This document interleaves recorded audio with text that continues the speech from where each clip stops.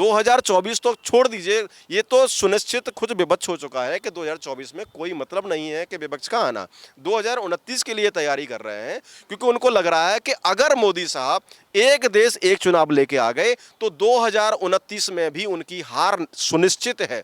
जहां तक बात है व्यवस्थाओं की, चुनाव आयोग ने खुद बोला है पिछले साल के हम खुद 2022 में कि हम पूरी तरह से तैयार हैं। अगर देश में एक देश एक चुनाव की जो आपकी नोटिफिकेशन लेके आया जाता है, अगर कराए जाते हैं, तो हम पूरी तरह से तैयार हैं। तो विपक्ष की जहां तक बात है, विपक्ष पिछले 10 साल से सत्ता में नहीं है मैडम। विपक्ष पूरी तरह से बौखलाया हुआ है। विपक्ष पूरी तरह से भूल गया है कि राजनीतिक व्यवस्थाएं कैसे चलाई जाती हैं। ये लोग फ्री वीज से अपनी सरकारें चला रहे हैं। आप देख लीजिए दिल्ली में आपके जो नज़दीक हमारा जो दिल्ली है हमारा, उसमें जो अरविंद केजरीवाल साहब हैं, 2013 के बाद 2015 में और 2020 में उनकी जो पुनरावृत्ति हुई, वो क्यों हुई? क्योंकि उन्होंने फ्री की योजना लेके आए। नमस्कार, स्वागत है आपका। आप देख रहे हैं प्यारा हिंदुस्तान और मैं रानी गुप्ता आपके साथ। लगातार जब से वन नेशन वन इलेक्शन को लेकर के बात शुरू हुई है, तब से विपक्ष भी लगातार गंभीर नजर आ रहा है। विपक्ष की जो बौखलाहट है वो भी देखने को मिल रही है। उनका कहना है कि आखिर सरकार जो है इस तरीके से ये बिल क्यों लाना चाहती है। उनका तो ये भी कहना है कि आने वाले लोकसभा चुनाव में मोदी सरकार जो है वो पहले ही हार मान चुकी है, जिसकी वजह से ऐसे बिल लाए जा रहे हैं। तो इस वक्त हम इस मसले पर चर्चा करने जा रहे हैं योगेश गौतम जी से, और हम इनसे जानेंगे कि आखिर विपक्ष की ये जो बौखलाहट है वन नेशन वन इलेक्शन को लेकर के वो क्यों है। क्यों इंडिया अलायंस इतना बड़ा गठबंधन बनाने के बावजूद इन्हें इस बिल से डर लग रहा है। सर, स्वागत है आपका। सबसे पहला सवाल, ये जो बातें हो रही हैं अभी देश में वन नेशन वन इलेक्शन को लेकर के, तो इसके बारे में सबसे पहले हम अपने ऑडियंस को बताना चाहेंगे, तो आप इसको विस्तार से समझाइए। देखिए मैडम, जहाँ तक एक देश एक चुनाव की बात है, एक देश एक चुनाव देश में हमारा कोई नई चीज़ नहीं है। 1952 में, 1957 में, 1962 में, 1967 में 4 चुनाव देश ने एक साथ हुए हैं, लोकसभा और विधानसभा के, जब पंडित जवाहरलाल नेहरू देश के प्रधानमंत्री हुआ करते थे। तो ये कोई देश के लिए नई बात नहीं है कि मोदी जी कुछ नया लेके आ रहे हैं, ऐसा कुछ नहीं है। वो तो विपक्ष का ये है कि विपक्ष का रोना दरअसल इसलिए है कि उनको लग रहा है कि 2024, मैं 2024 की बात ही नहीं कर रहा हूँ, 2024 तो छोड़ दीजिए, ये तो सुनिश्चित खुद विपक्ष हो चुका है कि 2024 में कोई मतलब नहीं है कि विपक्ष का आना। 2029 के लिए तैयारी कर रहे हैं, क्योंकि उनको लग रहा है कि अगर मोदी साहब एक देश एक चुनाव लेके आ गए तो 2029 में भी उनकी हार सुनिश्चित है। और एक देश एक चुनाव इस देश की जरूरत बिल्कुल वैसे ही है जैसे कि एक देश एक जीएसटी था। अब उसके पीछे मेरे तर्क मैं आपको दे देता हूं। आप चुनाव आयोग का जो खर्चा है प्रति व्यक्ति प्रति वोटर, जो खर्चा है वो 46 रुपये पर वोटर है, जो कि करीब 45,000 करोड़ रुपए आता है। क्योंकि हमारे हिंदुस्तान में 90 करोड़ वोटर हैं लोकसभा के, 90 करोड़ में से करीब 67 या 70 करोड़ वोट पड़ते हैं। अगर आप उनका कैलकुलेशन करेंगे तो करीब 45,000 करोड़ आता है। दूसरी चीज़, इतना ही खर्च विधानसभा के ऊपर आता है। इसका मैं आपको एक उदाहरण देना चाहूँगा। महाराष्ट्र में पिछली बार जब चुनाव हुए थे, वहां पर लोकसभा का जो खर्चा था वो करीब 467 करोड़ रुपए था, और जब विधानसभा के चुनाव हुए तो उसी विधानसभा में वहां पे खर्च था 465 करोड़ रुपए, तो करीब करीब बराबर।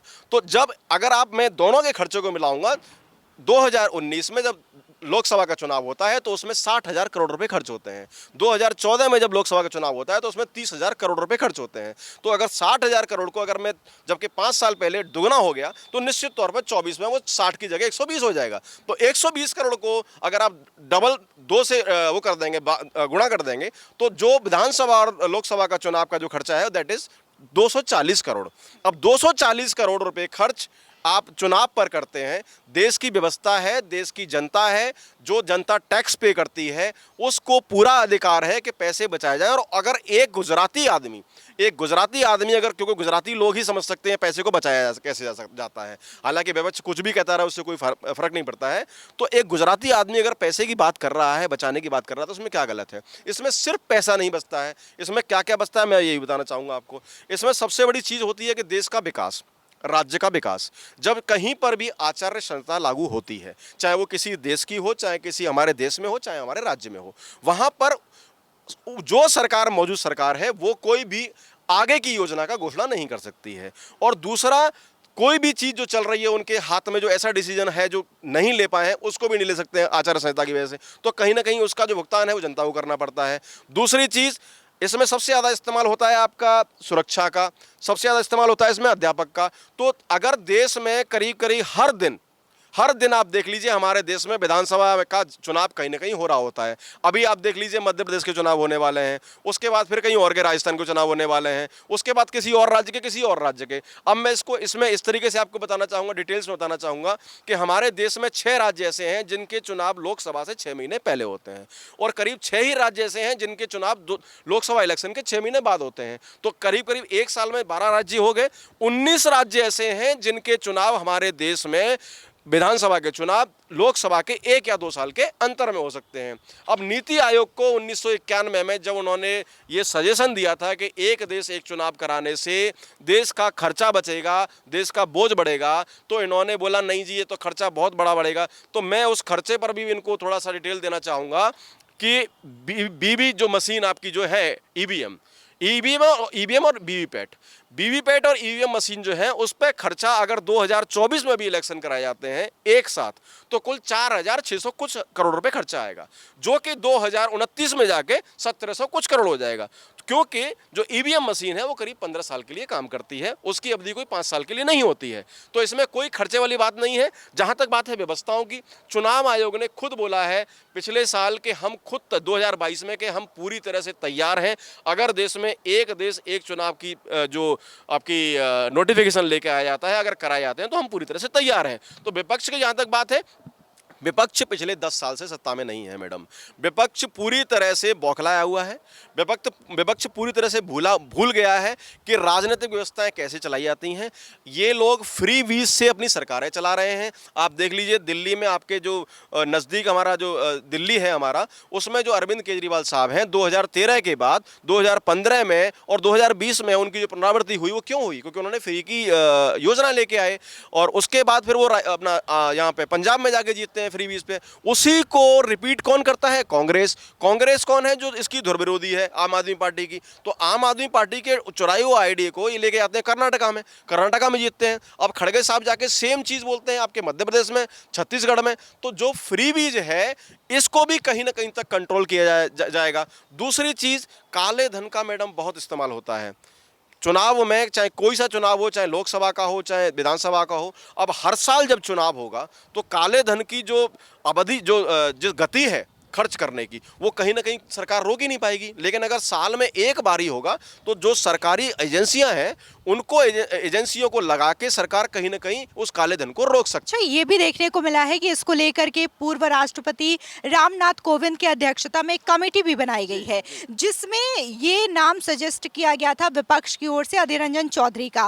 हालांकि उन्होंने इनकार कर दिया। अब इस चीज को लेकर के भी सियासत हो रही है। देखा होगा आपने कि आम आदमी पार्टी की जो नई प्रवक्ता बनी है प्रियंका कक्कर, उन्होंने ये कहा है कि बिना उनसे मंजूरी लिए उनके नाम को प्रस्तावित किया गया है अधीर रंजन चौधरी की। तो क्या अमित शाह की सदस्यता को निरस्त किया जाए, क्या उनसे सांसदी छीन ली जाए? तो इस पे क्या कहेंगे? देखिए मैडम, जहां तक प्रियंका कक्कड़ मैडम को मैं थोड़ा सा एक चीज याद दिलाना चाहूंगा कि अमित शाह जी ने कोई ऐसा काम नहीं किया है, असंसदीय कोई काम नहीं किया है, नॉन पार्लियामेंट्री कोई काम नहीं किया है, जो आपके सांसद अपने राघव चड्ढा साहब ने किया था। राघव चड्ढा ने जब नो मोशन लेके आए थे, उसके अगेंस्ट जब अपना लेके आए थे, तब उन्होंने 4 सांसद थे, जिसमें कि उन्होंने जी तो 5 सांसद थे जिनके नाम उन्होंने बिना पूछे डाले थे। अब ये बात आती है अपना इसकी कमेटी की। तो कमेटी में अमित शाह जी ने जो नाम लिए हैं, उसका आधार है। उसका आधार क्या है कि अधीर रंजन साहब विपक्ष के नेता हैं, और विपक्ष के नेता का नाम इसलिए लिया गया है